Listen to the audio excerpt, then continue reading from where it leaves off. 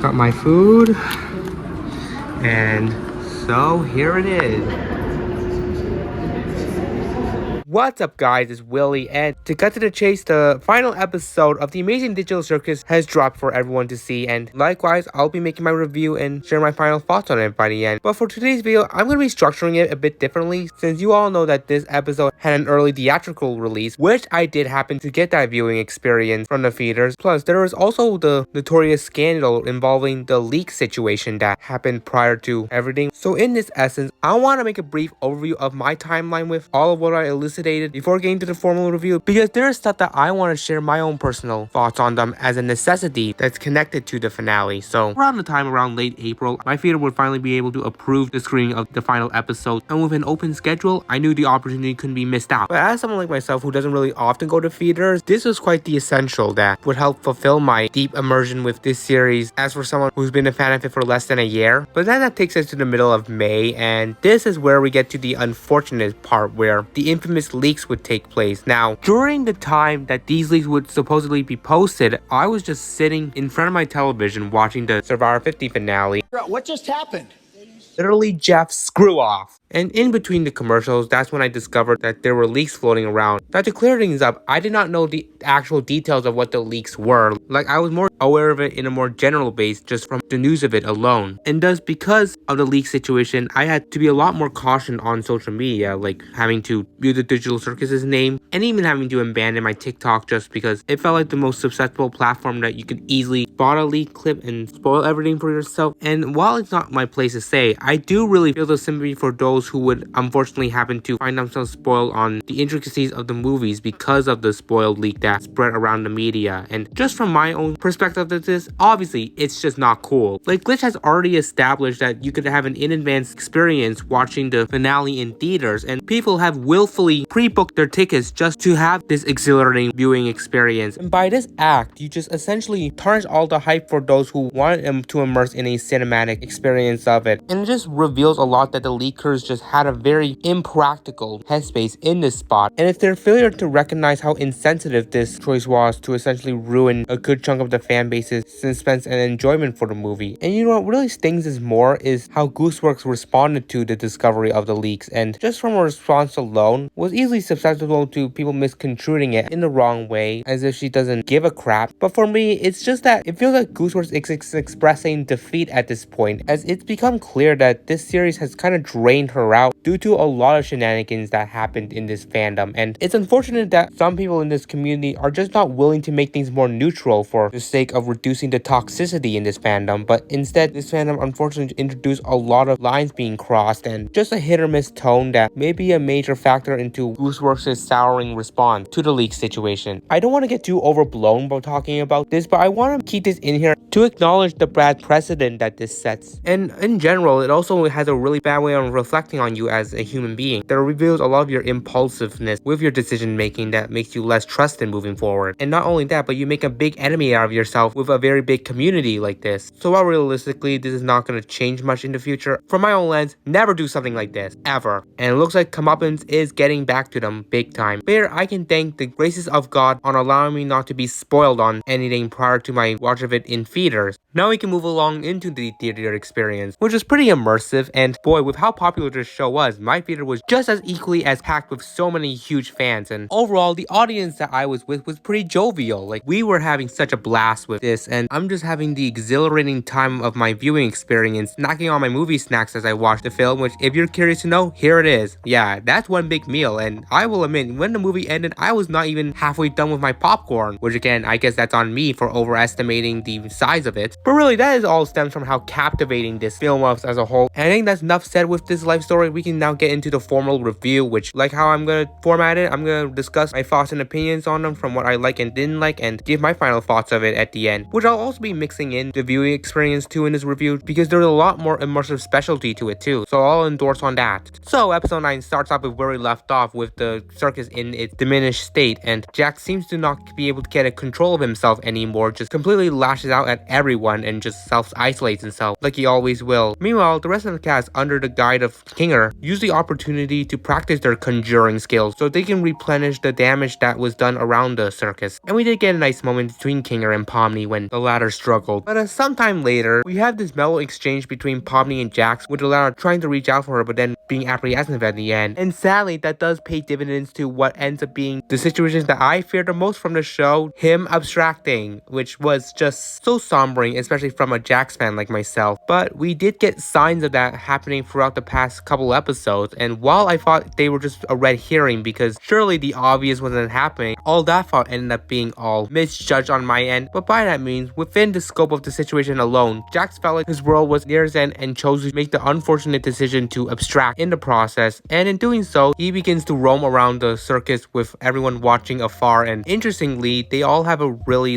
heartfelt reaction to his sudden abstraction. Like the likes of Gangle and Ragada, who have mostly expressed their frustrations with him, seem to really show that they still have some sort of heart they held for Jax. And just overall, we really get this very heartwarming conversation between Pomni and Ragada, which really shows how much Pomni's entry to the circus really made a significant difference to the circus's lifetime. And speaking of her impact, it was now time that she had to deal with Jax, and in a nice callback to episode 6, she uses her weapons to fire at all the lights to dim out the hallway and take this final chance he has to get through to Jax in his abstracted state. And this is where we get into a very interesting part, with Pomni seeming to now enter Jax's mind, where she goes through a variety of doors that reveals to her a lot of bizarre things that are playing in Jax's mind. But eventually, she goes through the right door, and we get to a pretty elongated sequence through Jax's point of view from when he entered the circus, and we see how everything went down, with him cultivating a relationship with Ribbit and Kaufmo, which we had all known him as his friends, and we see everything felt very mutual. And then we get to that big moment with this conversation between Jax and Ribbit, where he finally opens up to her about a big secret of his, which was his backstory, and beating both of them all, where his father would separate from the family and his mother becoming more abrasive towards him because of some emotional struggles. And the backstory is just very sorrowing to see how Jax took so much of the burden through his family issues. And then he gets to the part where his mom would eventually hug him, and in a moment of panic would just push her off and knock her down, leading him to flee. And it just really made my heart sink to know the true meaning of what Jax did in the real world. And this further recontextualizes everything, like from when Jax pushed Pomni away from him to even his apprehensive response to Zulu when he was asked if there was someone waiting for him in the real world. Like, all of this was lining up so eloquently, and to see how Ribbit was so supportive of him, even leading to him to cry, really just shows how much vulnerability there was to Jax, which does lead to the unfortunate thing, which was his fear of vulnerability. And because he felt like he opened up too much to Ribbit, that's when they started distancing him from her, and thus leading to some extremely unpleasant segments of their deteriorating relationship, and that alone was what culminates in Ribbit's abstraction. And afterwards, this parts to put a rift in his and Kaufmo's relationship, and we see is what is practically linked to his abstraction too. But interestingly enough, we do see that he had a very somber reaction to his abstraction after he made the discovery, which does really shift things. But afterwards, we just get through sequence that we've seen, but just from his perspective. Then afterwards, Pomni finally shows up at the zone where the real Jax is just standing near a bright light and sulking over what he's done. And despite his pleas to push away Pomni, she gets as close as she can to hug him as he sobs in such soaring regret over his decision of abstracting. And it just really hurts deeply to know how Jax now builds on this mold as somebody who couldn't get the help they did on time before it was too late. And an interaction like this with Pomni just being like, you should have just talked to me, just continues to hit deeply. And for the scene to play out with Jax reciprocating that hug to Pomni just tops it off for me. And now, I'm not a guy who cries a lot in my times now, and I'll admit this scene didn't really make me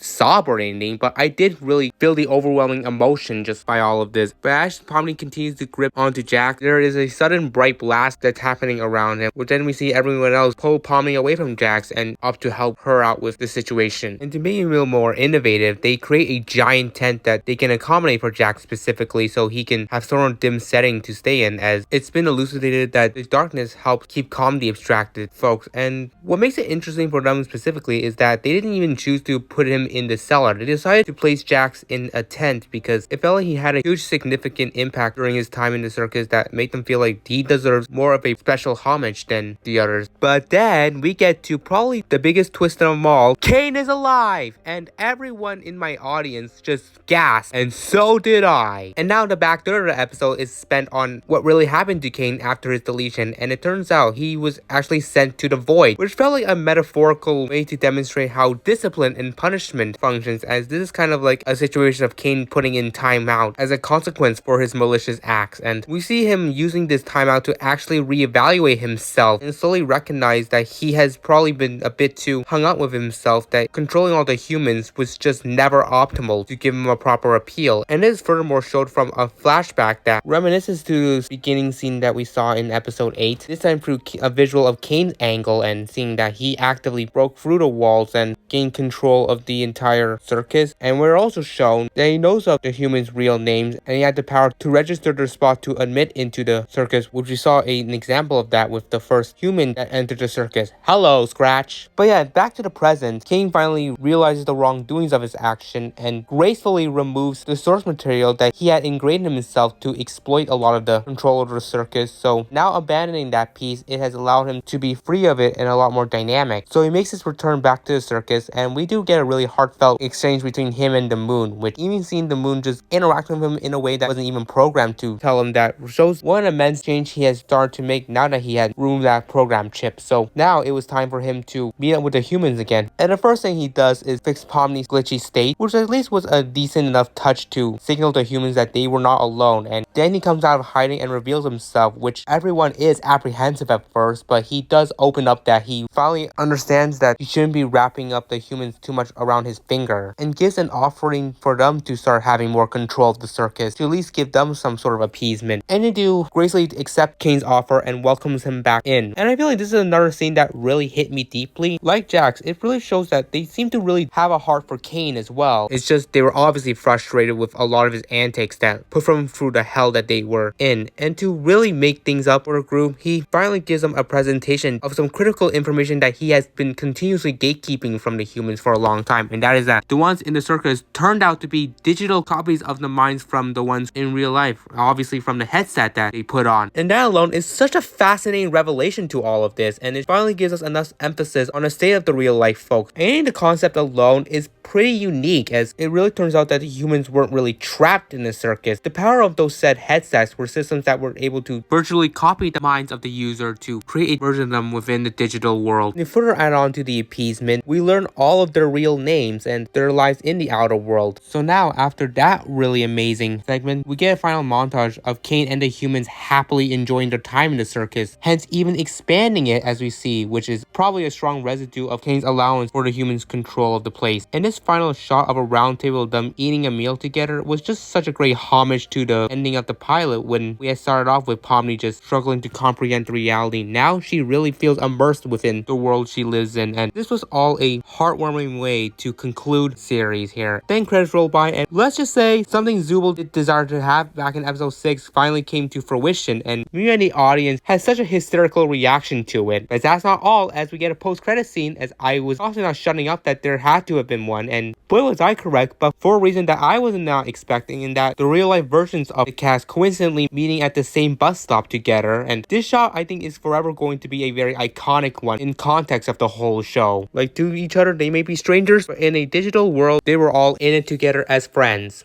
This is what episode 9 entailed, and just wow, that was a long stretch of just pure phenomenal storytelling. Like, we had so many great moments that were either wholesome or just super deep that it made me feel a wave of emotion coming up internally. And I don't even talk about this a lot, but the soundtrack for this episode particular was just on another spectacle. Like the parts with like the Jackson Ribbit conversation, Pomni embracing with Jax, and Kane's reunion with the cast, all of them just had encapsulated an immersive soundtrack that will probably have a lasting effect on me when I think about this episode. And just as a whole, the way the series concluded, at least I would describe it as the best unexpected way possible, where we don't get a bad ending for almost everyone, but also we don't get a predictable ending where everyone just escapes. Instead, we get one that makes probably the best emphasis to conclude the overwhelming feelings from the characters who felt that they were just trapped. Now, as phenomenal this episode was, it does not come with my personal downs with it. Like, from a Jax fan side of things, it obviously stings that he doesn't have a good ending. And you know, that's probably going to be a bit of a taint in my own personal book when thinking of his arc across the series. However, on an individual mirror of the story, I think it actually perfectly makes sense narratively what Jax's role shows as someone who couldn't get anyone to fix him and really was just dependent on himself to be the one who chooses to fix the situation what he thinks is best for himself, which obviously doesn't turn out well. And in that mold, it is a very realistic situation that happens to many people similarly in Jax's shoes, and this show just writes Jax's arc as a way to elicit this sobering theme surrounding someone that can just lead to them not working it out for themselves. So I think I really understand this part and why Jax ended up in the fate that he did. And honestly, I gotta give kudos to Gooseworks for tricking me once again, because it turns out from my first Digital Circus video, I was correct that somebody was going to abstract. Obviously, I just wish it wasn't Jax, but otherwise, by the time of episode 8, I started to feel confident on the opposites because I felt like I had an idea where the show was directing to. But boy, was I wrong. And honestly, the writing on the show got me good. Like, it's full of these twists and turns, and felt like they kind of made the obvious be the obvious while playing into the red herring mold. Like, this is some peak level of storytelling, and it got me good to the point where I was so confident that Jax wasn't going to have a abstracted fate by the end, which wished me to never have any confidence ever again. Also, Jax abstracting off screen was just really anticlimactic, because I feel like if you wanted to make something really dramatic, especially for his arc, I do think seeing the moment that it would take place would definitely add to the tension to it. But otherwise, I feel like one other thing I could just talk about is when we had Kane's flashback, because it was way it was spliced together made things confusing on when it was a flashback. Like at first when he brought Scratch into the circus, I thought he was reviving the abstracted, but it turned out that it was a flashback, but just sloppily portrayed that led to some confusion. And I do see a lot of people on social media were getting those things confused as well, so it would have probably put it better if it had a more organized portrayal. So yeah.